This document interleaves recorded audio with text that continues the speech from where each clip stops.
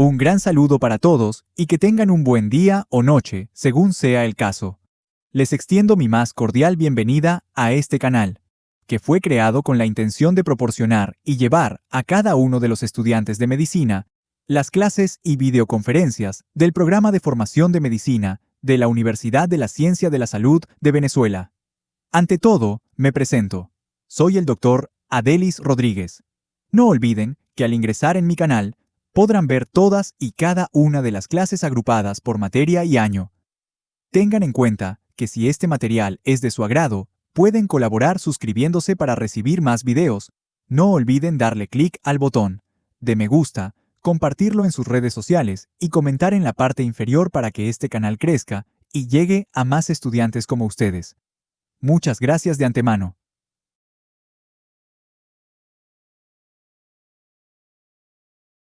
Sean bienvenidos a nuestra actividad del día de hoy.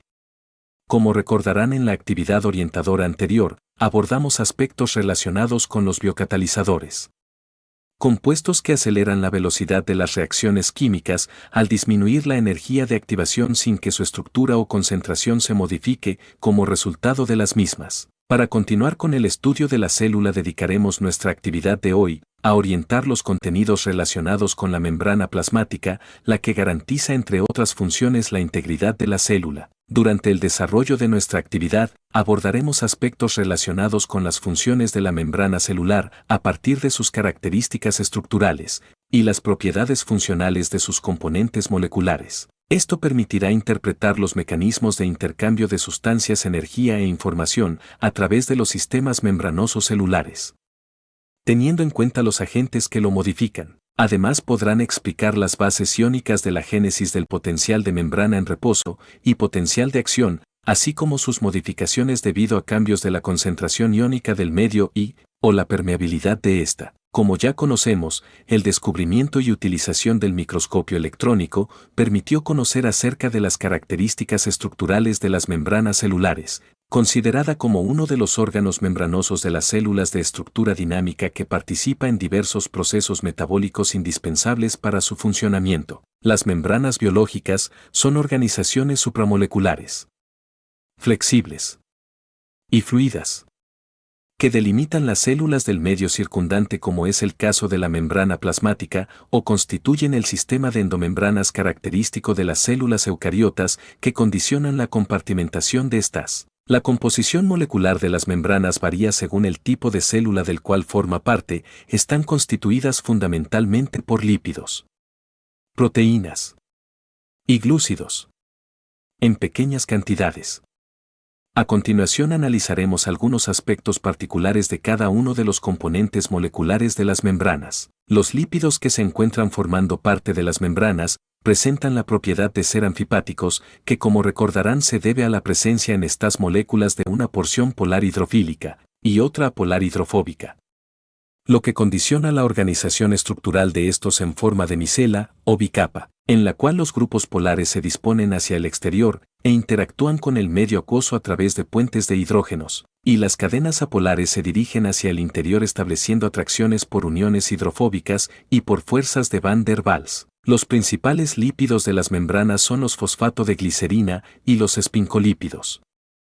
Algunas membranas poseen colesterol y ésteres de colesterol.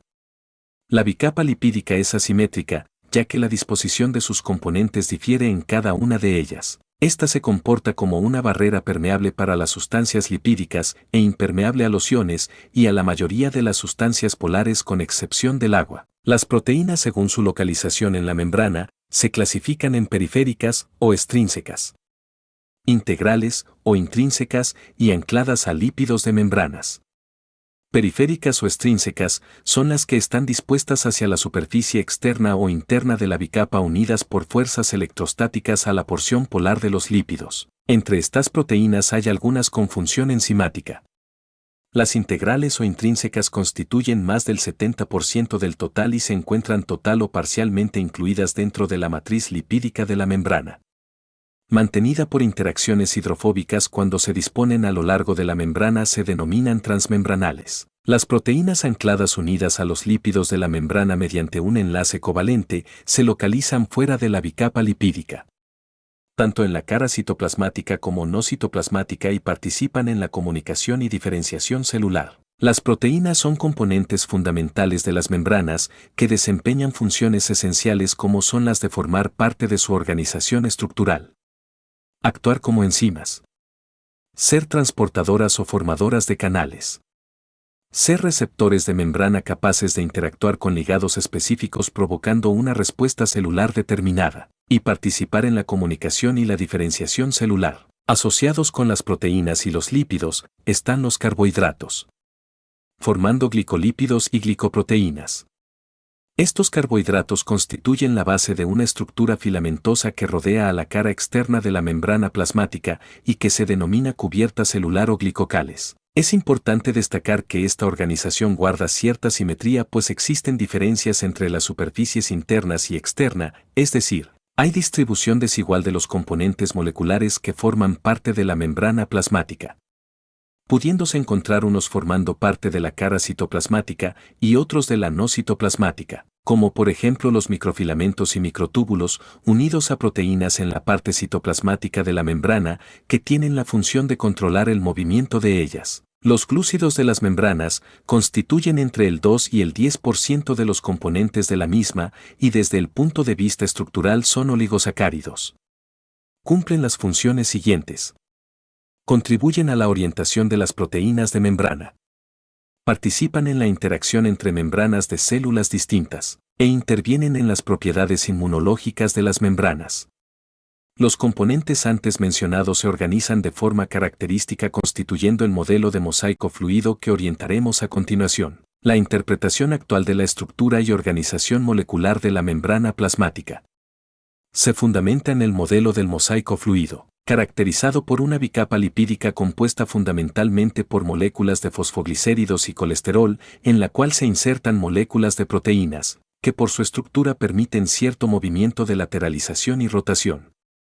Resumiendo, el modelo de mosaico fluido considera los lípidos y las proteínas organizados en forma de mosaico, las membranas como estructuras fluidas, donde los lípidos y proteínas pueden efectuar movimientos de traslación, y sus componentes dispuestos de forma asimétrica.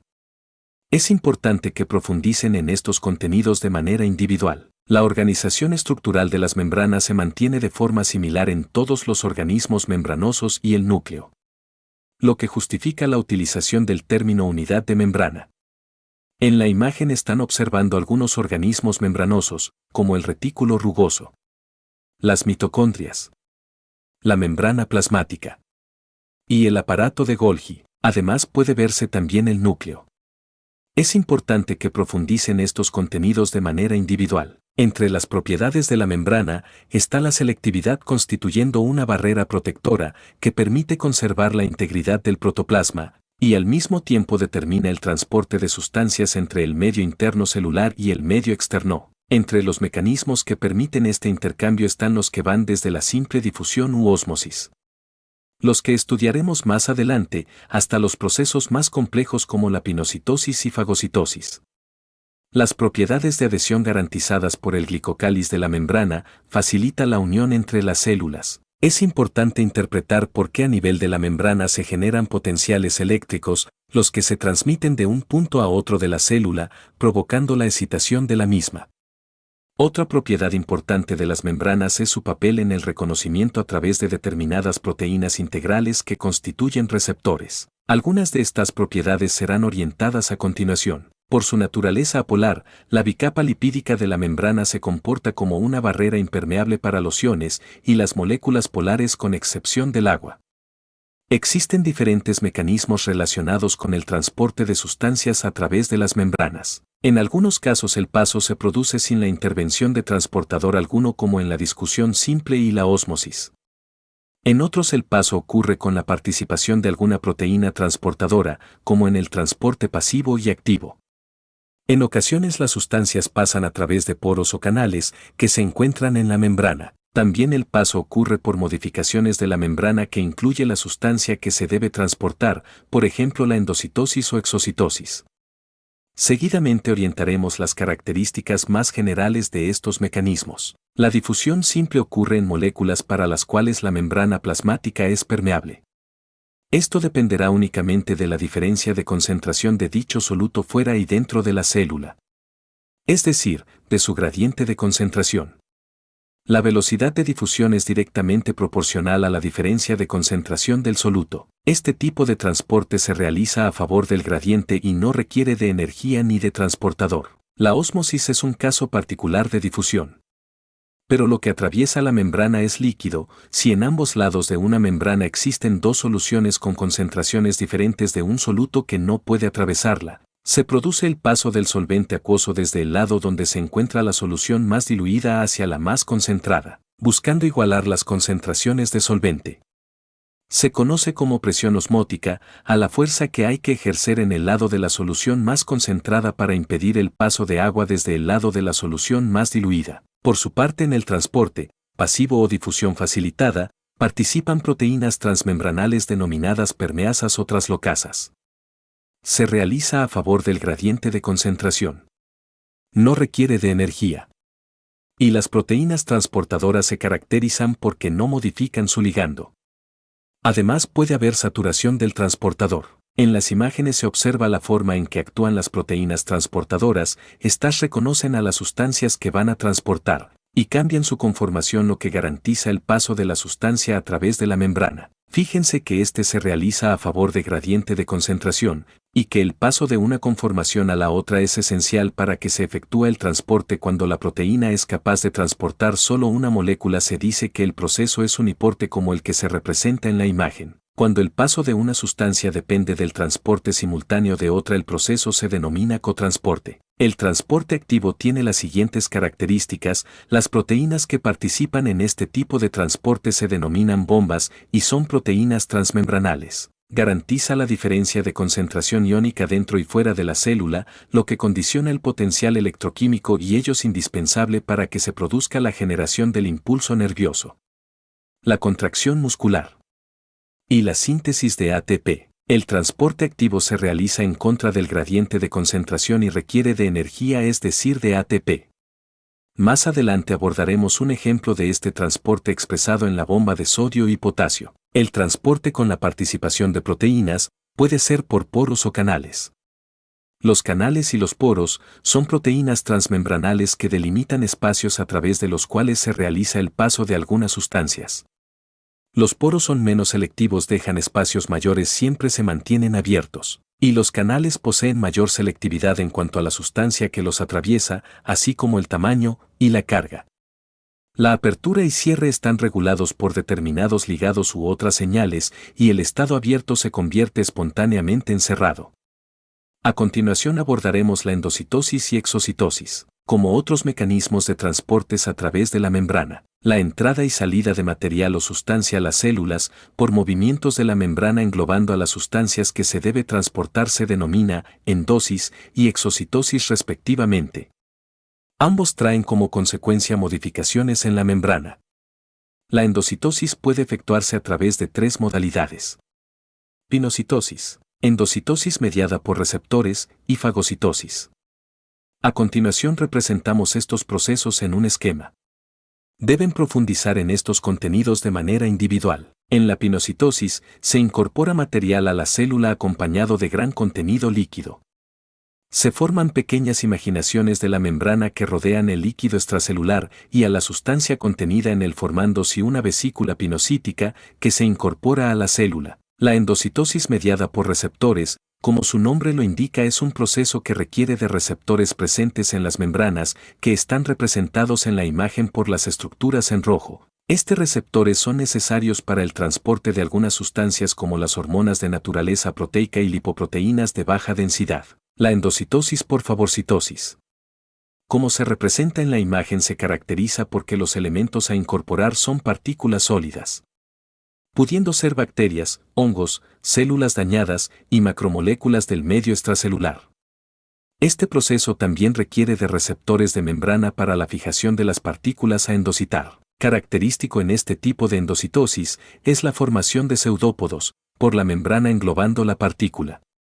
Es importante que profundices en estos contenidos de manera particular. Por su parte, la expositosis Es el proceso mediante el cual una vesícula se traslada a través del citoplasma de la célula hasta alcanzar la membrana plasmática, para luego a través de venta verter el contenido hacia el espacio extracelular. Una vez vertido el contenido de la vesícula, las membranas de ésta se adosan a la membrana plasmática, aportando membrana a la célula y contribuir así al recambio de la misma. En esta imagen ya conocida por ustedes se ilustra el proceso de exocitosis en la secreción de proteínas. Fíjense cómo las vesículas rodeadas por membranas emergen del Golgi y llevan la secreción hacia la superficie apical de las células para ser excitadas, y las membranas de las mismas se aportan a la membrana celular. Los receptores de membranas son proteínas transmembranales, las cuales tienen un papel muy importante en la comunicación intercelular. Los receptores de membranas pueden regular el paso de determinadas sustancias o iones a través de canales, modificar la actividad de algunas enzimas, provocar cambios de conformación y función en determinadas proteínas, facilitar procesos de endocitosis e inducir la transcripción de algún segmento de ADN. Muchas de estas funciones se deben a especializaciones de la membrana plasmática de las células, las que dependen del tejido localización y función. Estas estructuras se localizan en las diferentes superficies celulares, pudiendo encontrarse cilios, flagelos microveidades, interdigitaciones, desmosomas, complejos de unión y nexos, imaginaciones y hemimosomas. Estas estructuras se orientarán detalladamente en el tema de tejidos. Ustedes deben profundizar en sus funciones de manera individual. Como consecuencia de los mecanismos de transporte a través de la membrana y su permeabilidad selectiva, se originan gradientes de concentración de las diferentes sustancias, componentes de los líquidos corporales. En la imagen se representa la distribución iónica de algunos de estos componentes en el líquido intracelular y extracelular. Observen que el sodio es el principal catión del líquido extracelular, mientras que el potasio lo es del intracelular. El cloruro está más concentrado en el líquido extracelular, mientras que el fosfato y las proteínas lo están en el intracelular. A través de las membranas de casi todas las células del organismo se generan potenciales eléctricos, sin embargo las células nerviosas y musculares son además excitables. Es decir, generan impulsos nerviosos y los transmiten. El potencial de membrana en reposo es la diferencia de potencial que se establece entre ambos lados de una membrana. Es positivo en el lado externo y negativo en el interno. Es estable en el tiempo y su valor depende del tipo celular. En la imagen se esquematiza la membrana celular. Observen la presencia de los canales de fuga de iones. En rosado los de sodio y en azul los de potasio. Además, la mayor concentración de sodio en el líquido extracelular y de potasio en el intracelular. La membrana en reposo es mucho más permeable al potasio, lo cual se debe a que los canales de potasio son mucho más permeables que los de sodio, y el radio hidratado de potasio también es menor. Por tanto, el potasio se mueve hacia afuera a favor de su gradiente de concentración, generando un mayor número de cargas positivas en el exterior y negativas en el interior, lo que se corresponde con la polaridad de la membrana en estado de reposo. Otro de los factores que contribuye al valor del potencial de membrana en reposo es la bomba de sodio y potasio. La ATPasa de sodio y potasio es una proteína que presenta dos subunidades, una beta y otra alfa. La porción intracelular de la subunidad alfa presenta un sitio para la unión con el sodio, uno para la fosforilación y otro para la unión con el ATP. La porción extracelular tiene un sitio para la unión con el potasio. Esta enzima cataliza la hidrólisis del ATP y utiliza la energía para expulsar 3 iones de sodio e ingresar al líquido intracelular 2 iones de potasio, por lo cual es una bomba electrógena, ya que genera un predominio de cargas positivas en el exterior y negativas en el interior, contribuyendo al valor del potencial de membrana en reposo, a la vez que participa en su mantenimiento al contribuir al desequilibrio iónico de la membrana, entre otras funciones. A continuación ofrecemos un resumen de los factores que participan en la génesis del potencial de membrana en reposo. Como expresamos anteriormente, la membrana en reposo es mucho más permeable al potasio que al sodio. Por tanto, es el potencial de difusión para el potasio el factor que más influye en el valor del potencial de membrana en reposo. Una contribución adicional lo aporta la bomba de sodio y potasio. Sin embargo, la difusión de sodio a través de la membrana tiene poca importancia debido a que la membrana en reposo es poco permeable al sodio. Es necesario aclarar que la bomba de sodio-potasio participa en el mantenimiento del potencial de reposo al mantener el desequilibrio de cargas en la membrana. En su estudio independiente deben profundizar en estos contenidos de manera individual. El potencial de membrana en reposo se modifica por dos factores: las variaciones de la concentración de los iones de fusibles y la permeabilidad de la membrana. En su estudio independiente deben analizar los mecanismos que explican las modificaciones que se presentan y la relación que tiene la modificación del potencial de membrana en reposo con la excitabilidad celular. A continuación orientaremos el estudio del potencial de acción. Las señales nerviosas se transmiten mediante potenciales de acción, que son los cambios rápidos del potencial de membrana en reposo, que se propagan con celeridad por la membrana de las fibras nerviosas. Se inicia con un cambio de la polaridad negativo en el lado externo y positivo en el interno para luego volver a la polaridad de reposo y presenta dos fases: despolarización y repolarización. En la imagen pueden apreciar la membrana de un tejido excitable, donde se observan en rosado los canales de sodio con apertura de voltaje y en azul los canales de potasio. Además, la distribución iónica normal de la membrana en reposo, donde predomina el sodio en el líquido extracelular y el potasio en el intracelular. Al actuar un estímulo de cualquier naturaleza sobre la membrana se abre la puerta de activación al sodio, aumentando bruscamente la permeabilidad para este ion, con lo cual disminuye la negatividad interna hasta invertirse completamente la polaridad de la membrana, es decir, negativa en el lado externo y positiva en el interno, lo que contribuye a inactivar el conducto. Estos cambios caracterizan a la fase de despolarización del potencial de acción. En esta imagen pueden apreciar la membrana despolarizada. La positividad interna abre la puerta del canal de potasio, comenzando la salida de este ion hacia el líquido extracelular a favor de un gradiente de concentración, con lo cual la membrana vuelve a la polaridad del reposo, es decir, positiva afuera y negativa en el lado interno. Estos cambios caracterizan la fase de repolarización del potencial de acción. A continuación observarán el análisis gráfico del potencial de acción. En la parte superior de la imagen se representa gráficamente un potencial de acción. La fase ascendente se corresponde con la despolarización. Observen que sobrepasa el nivel de cero cuando toda la membrana está despolarizada y la descendente se corresponde con la repolarización. Pueden apreciar que al final se hace más negativo de lo normal. En la parte inferior de la imagen se muestra gráficamente la variación de la conductancia para los iones de sodio y potasio durante las fases del potencial de acción. En verde se representa la variación de la conductancia para el sodio. Observen que aumenta en la fase de despolarización y la del potasio aumenta en la repolarización. Deben analizar en su estudio independiente la relación de las fases del potencial de acción con la excitabilidad celular. Una de las características del potencial de acción es la de ser propagado, existiendo diferencias entre las fibras y amielínicas. En esta imagen, en su parte superior se representa una fibra mielina, es decir, el axón no presenta vaina de mielina. En este caso, al actuar un estímulo se invierte la polaridad en el segmento estimulado, generando su influjo de corriente que se propaga de forma bidireccional e involucra toda la membrana. En la parte inferior se representa una fibra mielica debido a que la acción se rodea de una vaina de mielina que es impermeable a los iones. Esta vaina de mielina se encuentra interrumpida por los nodos de Ranvier, único lugar permeable a los iones. El mecanismo de propagación del potencial de acción es semejante al de las filas amiolínicas. Sin embargo, observen que los circuitos de corriente se establecen entre los nodos de Ramírez, lo cual garantiza una alta velocidad de la conducción del impulso nervioso. Además, representa un ahorro de energía para el axón debido a que los mecanismos de transporte activo se producen solo en los nuevos y no en toda la membrana como sucede en las fibras amielínicas. Conclusiones. Una vez orientados estos contenidos, arribamos a las siguientes conclusiones.